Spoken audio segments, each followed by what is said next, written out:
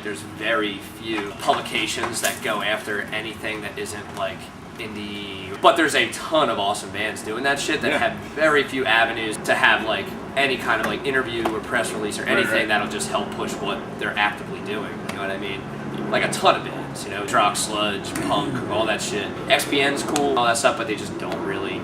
Like, it's funny, I've had so many people from out of town hit me up and be like, there's a noise rock scene in Philly? And I'm like, kinda, there is now. There just wasn't any. There's no one to call it that. It's like an inside thing. Like, there's so many good, heavy, weirdo, like, type of bands in this city that are doing, like, really cool stuff. It feels like it's, like, overflowing with that kind of thing, and it doesn't necessarily have, like, that kind of, that outlet to be, like, exposed. Genres and branding and that shit. I don't necessarily need it or want it, but I realize it is important for people that kind of maybe do need it. No heavy weirdo band wants to put themselves in a genre. Well, wherever people want to lump us, that's fine, because if it's like, you know, if it's heavy and it's like got loud drums and distorted guitar, like fit in with it. If we are going to be identified with something, there's nothing like cringeworthy attached to the name noise rock.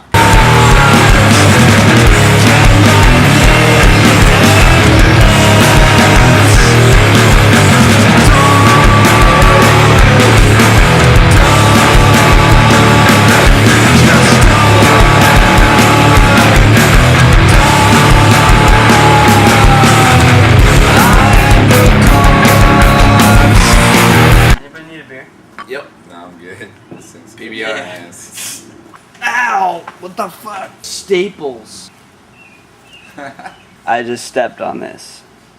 Dude, that's how the funeral bird house was. That only lasted for like 3 months for obvious reasons. Before Fight Amp.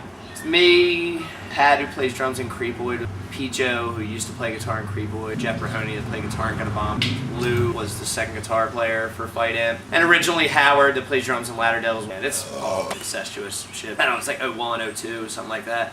They had a house in West Philly.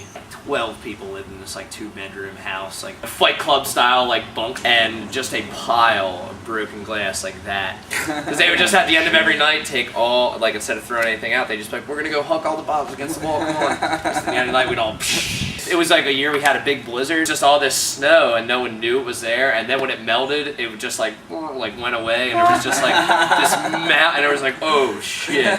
We went out for like 2 weeks with the band Gonna Bomb, which was like our sister band. They started up like right at the same time. It was like, we went out together. We had a demo tape, spray painted them all black and shit. Some like inside out thrift store shirts, you know, and it was like the 2 bands plus like every single frustrated friend of ours that wanted to get out of town for a minute.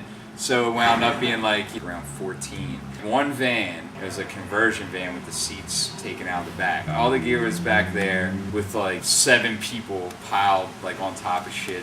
Then it was like a Bronco. I borrowed my grandma's little Saturn. 5 of us in a Saturn. The Bronco broke down.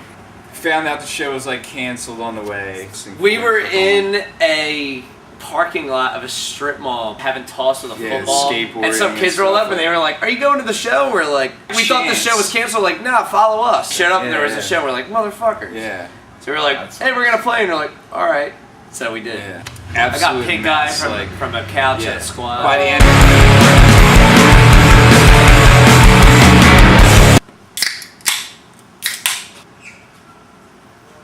that bird just answered your beer crack. King Kong!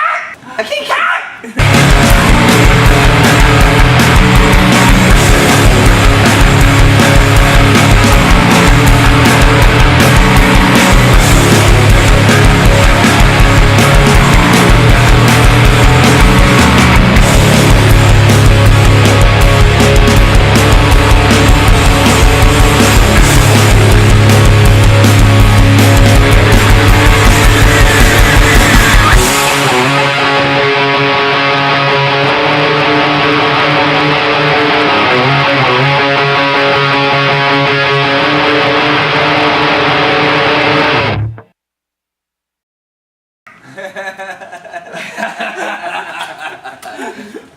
A King Kong!